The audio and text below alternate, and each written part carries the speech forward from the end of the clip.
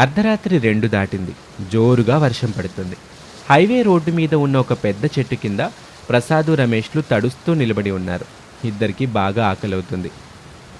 నాన్న, మనం ఎలాగూ పూర్తిగా తడిసిపోయాం. వర్షం ఇప్పుడప్పుడే తగ్గేలా లేదు. నెమ్మదిగా నడుచుకుంటూ పోదాం. బాబు రమేషు, నడవటం నా వల్ల కాదురా. చాలా ఆకలిగా ఉంది. పెట్టుబడికి కావాల్సిన 50,000 రూపాయల అప్పు కోసం నాగేందర్ దగ్గరికి వెళ్ళి తప్పు చేశాం. నేను అప్పటికీ చెప్పాను కదా నాన్న, నాగేంద్ర వాలకం చూస్తుంటే మనకు అప్పిచ్చేలా లేడు. ఏమీ తినకుండా అతని కోసం అతని రియల్ ఎస్టేట్ ఆఫీస్ దగ్గర ఎదురు చూడడం వద్దు అని.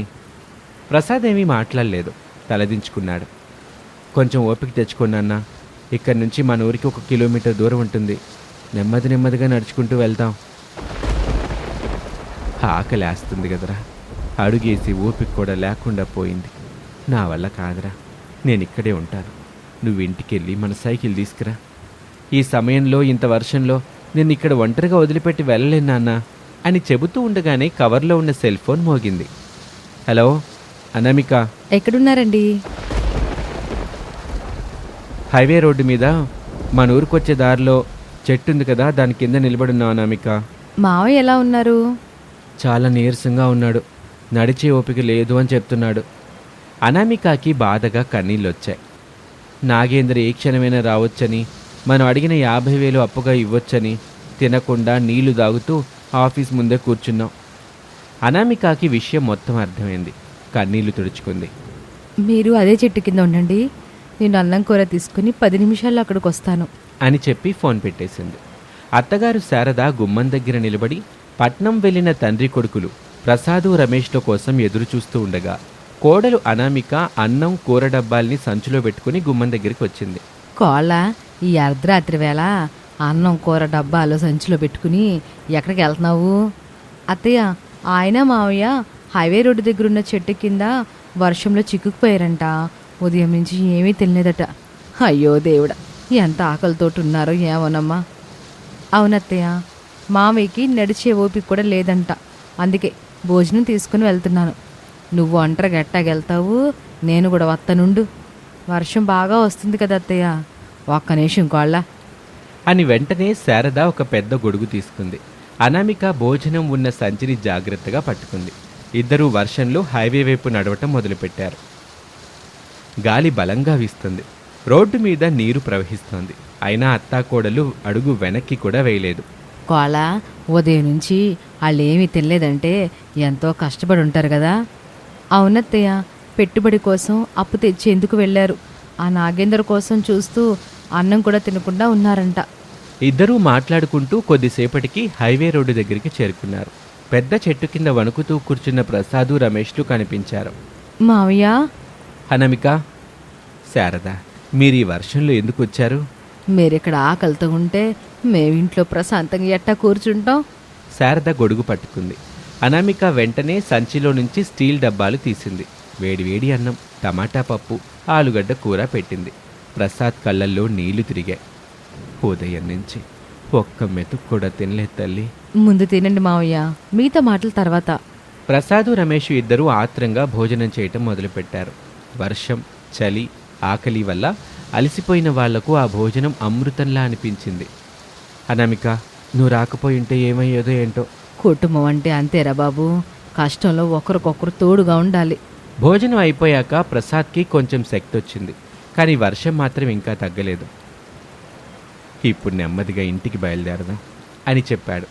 నలుగురు కలిసి నాగేందర్ చేసిన మోసం గురించి మాట్లాడుకుంటూ ఇంటివైపు వెళ్తూ ఉంటారు. అలా సమయం గడిచింది.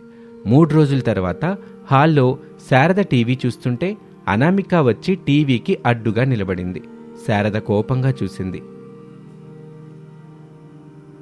మీరెంత కోపంగా చూసినా సరే, నేను చెప్పేది వింటేనే ఇక్కడి నుంచి కదులుతాను. లేదంటే ఇలాగే టీవీకి అడ్డంగా నిలబడతాను. అత్తా కోడల తగులాడ సీరియల్ భలే ఇంట్రెస్టింగ్గా ఉంది కోళ్ళ. అడ్డు తప్పుకోవే, ఈ సీరియల్ అయిపోయాక నువ్వు చెప్పేది నేను వింటానుగా. అత్తయ్య, గత 3 రోజుల నుంచి ఇదే మాట అంటున్నారు, కానీ నేను చెప్పేది మాత్రం కొంచెం కూడా మీరు వినిపించుకోవడం లేదు. కోళ్ళ, నువ్వు బాగా తెలివైన దానివని ఫోజు కొడతావు, కానీ కొంచెం కూడా తెలియలేదని నాకు ఇప్పుడిప్పుడే అర్థమవుతుంది. అదేంటత్తయ్య, నేను చెప్పేది వినకపోవడం మీ తప్పు. అందులో నా తెలివికి సంబంధం ఏముంది? నీకు తెలివి ఉంటే నేను టీవీ చూస్తున్న టైంలో వచ్చి చెప్పవు, సీరియల్ అయిపోయాకు చెవుతో. ఈ చిన్న లాజిక్ కూడా అర్థం కాలేదా నీకు? సరే అత్తయ్య, ఇక నేను చెప్పేది ఏమిటో చెప్పేస్తాను. హైవే మీద రాత్రిపూట చాలామంది ప్రయాణికులు వెళ్తూ ఉంటారు. ఈ వర్షాల్లో వాళ్ళకి వేడివేడిగా తిండి దొరకడం చాలా కష్టం. మనం అర్ధరాత్రి చిన్న హోటల్ పెడితే ఎలా ఉంటుందంటారు? అయ్యో కొళ్ళ, ఇదేనా నువ్వు 3 రోజుల నుంచి చెప్పాలనుకుంటున్న గొప్ప విషయం? అర్ధరాత్రి వరకు మేలుకొని వంటలు చెయ్యాలా? నాకు ఆ పనొద్దు. మీరు ముందే వద్దనకండి, ఒకసారి ఆలోచించండి. మనం చేసే వంటల్ని ఊరంతా మెచ్చుకుంటున్నారు. రాత్రి ప్రయాణికులకు ఉపయోగపడుతుంది కదా, మనకి డబ్బులు వస్తాయి.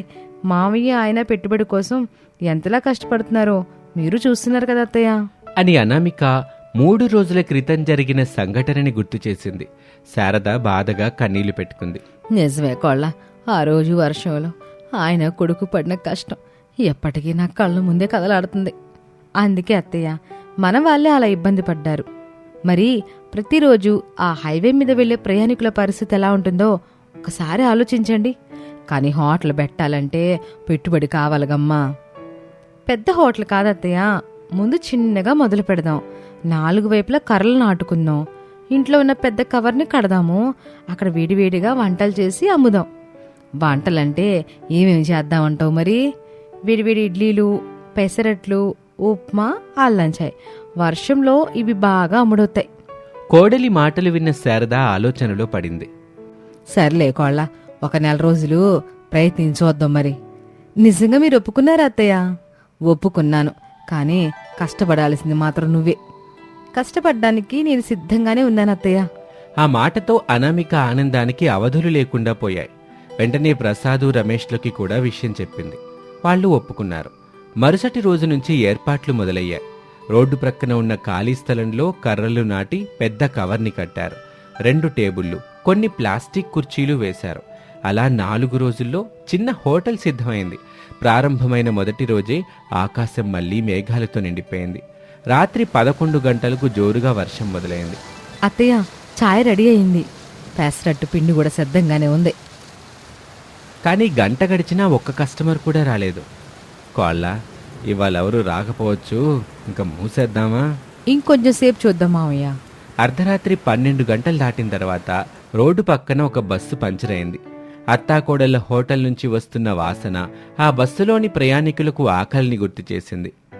వరుణ్ అనే వ్యక్తి వచ్చాడు. అమ్మా, వేడి చేయి దొరుకుతుందా ఇక్కడ? దొరుకుతుందన్నయ్య, ఇప్పుడే ఇస్తాను. కొద్దిసేపటికి మరో 2 వచ్చారు.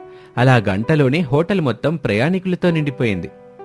ఈ వర్షంలో ఇలాంటి హోటల్ ఇక్కడ ఉండటం మా అదృష్టం. మీ అల్లం చాయ్ చాలా బాగుందండి. ఆ మాటలు విన్న శారద ముఖంలో ఆనందం కనిపించింది. కోళ్ళ, నీ ఆలోచన నిజంగానే బంగారం. ఆ రోజు మావయ్య ఆయన ఆకలితో పడిన కష్టమే నాకు ఈ ఆలోచన ఇచ్చింది అత్తయ్య. అలా రోజులు గడుస్తూ ఉన్నాయి.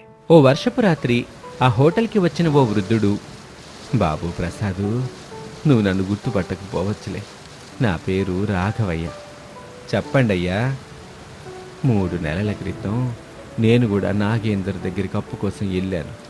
అప్పు ఇస్తానని నమ్మించి నా దగ్గరున్న భూమి పత్రాలు తీసుకున్నాడు. ఆ తర్వాత అప్పు ఇవ్వకుండా నన్ను తిప్పలు పెట్టాడు. ఇట్టా నేను ఒక్కనే కాదయ్యా, ఇంకా చాలామందిని అట్టాగే మోసం చేశాడు. ఆ మాటలు వినగానే ప్రసాద్కి కోపం వచ్చింది.